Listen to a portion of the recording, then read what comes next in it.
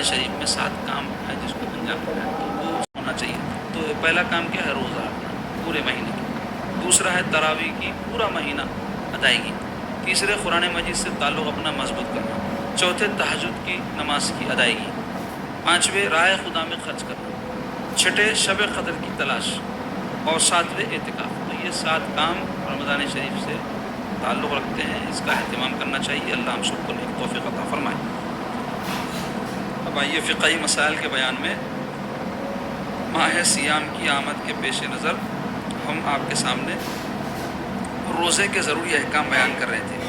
آج بھی انشاءاللہ تعالیٰ وہی احکام کی بیان کا سلسلہ رہے گا، جس میں آج روزے کے مسنونات و مستحبات بیان کریں گے، یعنی وہ کام جو روزے میں سنت ہے یا پھر کوئی ثواب اور اجر دینے والے کام ہیں۔ اس کی تفصیل کیا ہے کہ پہلا کام جو روزے میں سنت ہے بلکہ موقدہ ہے، تاکید ہے اس کی، سحری کھانا ہے۔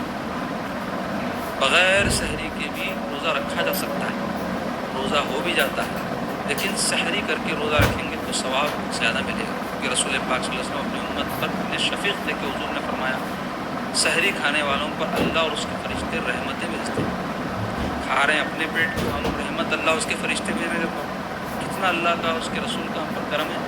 تو اس واسطے سحری کا اہتمام کرنا چاہیے، اور اس کے لیے چاہیے کہ آخر وقت میں کی جائے، جیسا کہ آگے مسئلہ بیان ہو رہا ہے، یعنی تاخیر کرنے کا حکم ہے سحری میں، جو دوسری سنت ہے۔ ایک سحری کھانا ہے، دوسرے تاخیر سے، یعنی روزے کا وقت شروع ہونے سے پہلے تک سحری کھاتا ہے، دوسری سنت۔ تیسرے رات سے روزے کی نیت کرنا، روزے کی نیت فجر کے بعد بھی کر سکتے، دوپہر سے پہلے بھی کر سکتے، لیکن ضحوہ کبریٰ بولتے اس کو، اس سے پہلے بھی کر سکتے، لیکن رات سے اگر کریں گے تو وہیں سے ثواب ملنا شروع ہو جائے گا، تو رات ہی سے کر لینا۔ جیسا اگر رمضان شریف پیر کو شروع ہو، آج اتوار ہے، آج مغرب کے بعد اگر رمضان شروع آج نہیں ہو رہا، ہو ہی نہیں سکتا، 28 سے آج ہونا، تو کل سے ہونا، نہیں تو پھر پرسوں سے تو ہے سمجھو۔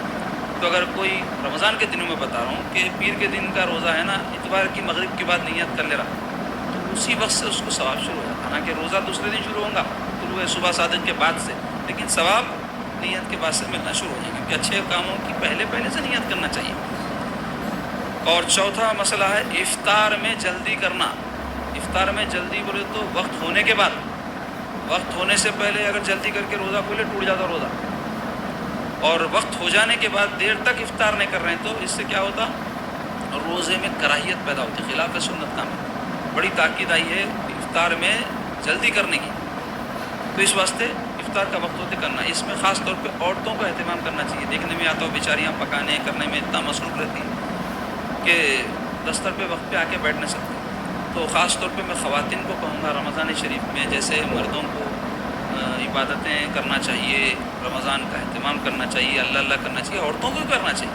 تو اس کے لیے میں مرد حضرات سے اپیل کروں گا کہ اپنی عورتوں پہ ذرا رحم کرو، مزے کے کھانوں کی فرمائشیں مت کرو، اور نہ مزے کے کھانے لا کے کھاؤ۔ رمضان میں جو میسر ہے سیدھا سادہ وہی کھاؤ، صحت بھی اچھی رہے گی، روزے کا لطف بھی آئے گا، کھانے کا بھی لطف آئے گا۔ یہ مزے کے کھانے میں کیا ہو جا رہا ہے، ایک سیچوریشن بول تو ایک انتہا کو پہنچ گیا ہمارے پاس، اب کوئی بھی مزے کی چیز پسند نہیں آ رہی، اور مزے کی ہونا بول رہے ہیں، اب کہاں سے لائیں گے؟ اب جنت کی نعمت ہی ملنا اس کے بعد تو اس کے چکر میں جو ہے اور اچھا ٹیسٹ لانے کے چکر میں ایسے کھانے پکا رہے ہیں جو صحت کو خراب کرنے والے ہیں۔ تو عورتوں کو چھوڑ دو، رحم کرو ان پہ اللہ کے واسطے، ان کو بھی عبادت کرنے دو، اور عورتوں کو چاہیے کہ اپنے پکوان کا جو معاملہ ہے سحر کا ہو افطار کا ہو، وہ وقت سے پہلے تکمیل کر لے کے افطار میں جو ہے وقت سے پہلے بیٹھ کے ذکر و اذکار میں مشغول رہیں، اللہ کرتے رہیں، اللہ کی یاد کے ساتھ روزہ ختم کریں، نہ کہ چولہے کے دھوئے کے ساتھ۔ تو کھانے کے پیچھے زیادہ نہیں گئے تو سب صحیح ہو جاتا۔ اور پانچواں مسئلہ بتا رہے ہیں کہ کھجور سے افطار کرنا، تر کھجور ہو تو جو آج کل آسانی سے میسر ہے، نہیں تو خشک کھجور سے، یہ بھی سنت ہے رسول اللہ صلی اللہ علیہ وسلم کہ حضور کھجور سے افطار فرماتے تھے، کھجور نہ ہوتا تو پانی سے افطار فرماتے تھے، اور آگ سے پکی ہوئی چیز سے افطار کا آغاز کرنا پسندیدہ نہیں، حضور پاک صلی اللہ علیہ وسلم کھجور سے افطار فرماتے تھے۔ چھٹا مسئلہ افطار سے پہلے یہ دعا پڑھنا، اللہم لک صمت و بک آمنت و علیک توکلت و علی رزقک افطرت۔ یہ حدیث شریف میں دعا، آج کل بعض بےہودے بدعقیدہ یہ دعا کے اوپر بھی اعتراض کر رہے ہیں، یہی نہ کو ہم بول رہے ہیں سو دعا کرو، ذہب الدم وبطلت العروق، وثبت الاجر انشاءاللہ والی جو حدیث ہے وہی دعا کرنا. عجیب باتیں ہیں. اور دعا روزے سے افطار سے پہلے بھی کرنا، افطار کے بعد بھی کرنا، کیونکہ افطار جب بندہ کرتا ہے تو اس کے بعد دعا قبول ہوتی، بلکہ حدیث شریف میں آیا کہ اللہ تعالیٰ کو اس کا وہ بھوکا پیاسا رہنا بھی پسند ہے اور افطار کرنا بھی پسند ہے، کیونکہ اللہ کی نعمت کھا کے شکر کر رہا نا. تو یہ بھی دعا کر سکتے ہیں، ایسا کوئی اس کے اندر پابندی نہیں ہے. 7واں مسئلہ ہے حالت روزہ میں. یہ وہ تہمت ہے، اس کو بولتے روزہ.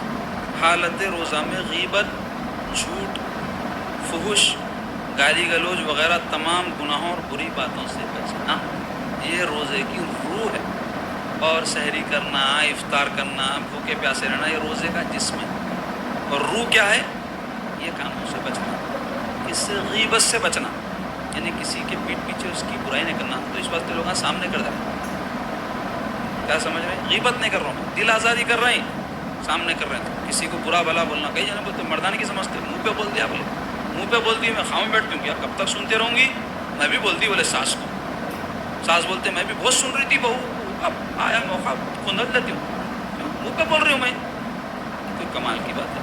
خاموش بیٹھ جانا کمال کی بات ہے، صبر کرنا کمال کی بات ہے، معاف کرنا کمال کی بات ہے. یہ نہیں سمجھ میں آتا.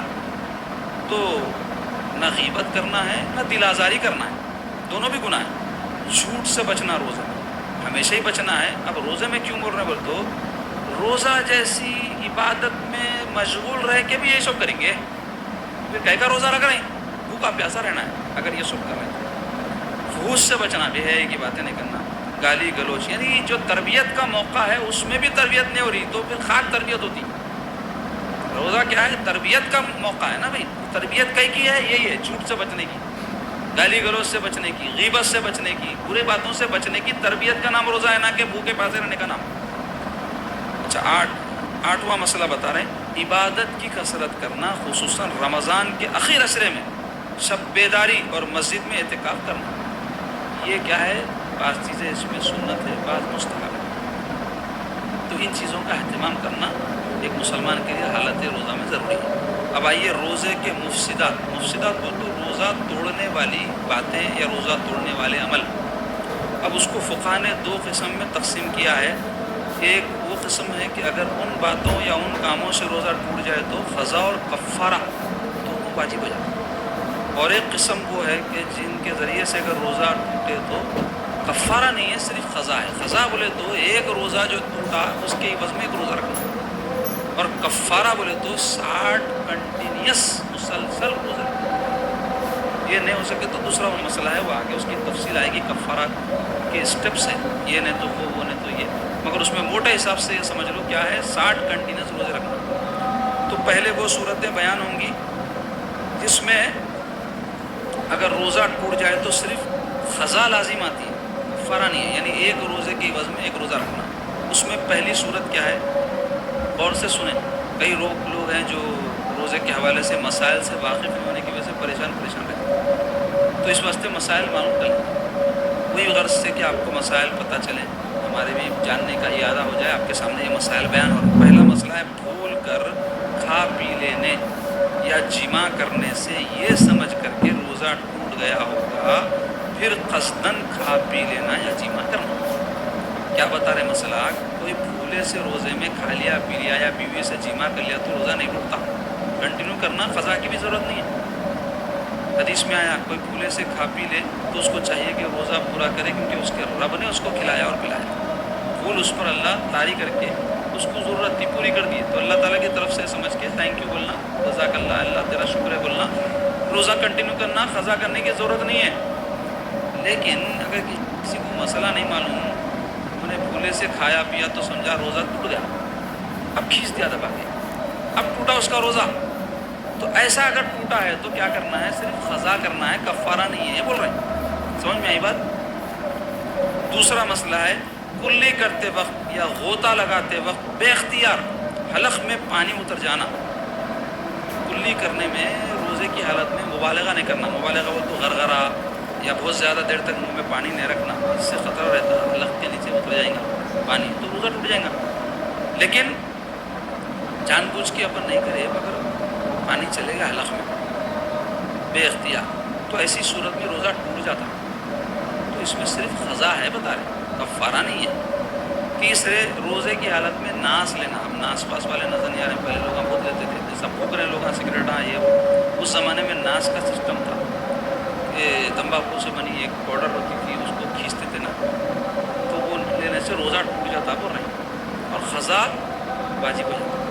چوتھے، کان یا ناک میں دوا یا تیل ڈالنا۔ کان میں یا ناک میں، آنکھ میں ڈالے تو فقہ بولتے نہیں ٹوٹتا، لیکن کان میں یا ناک میں ڈالے تو حلق تک جاتی دوا، اس سے پیٹ میں اتر جاتی، روزہ ٹوٹ جاتا، تو اس سے صرف قضا ہو۔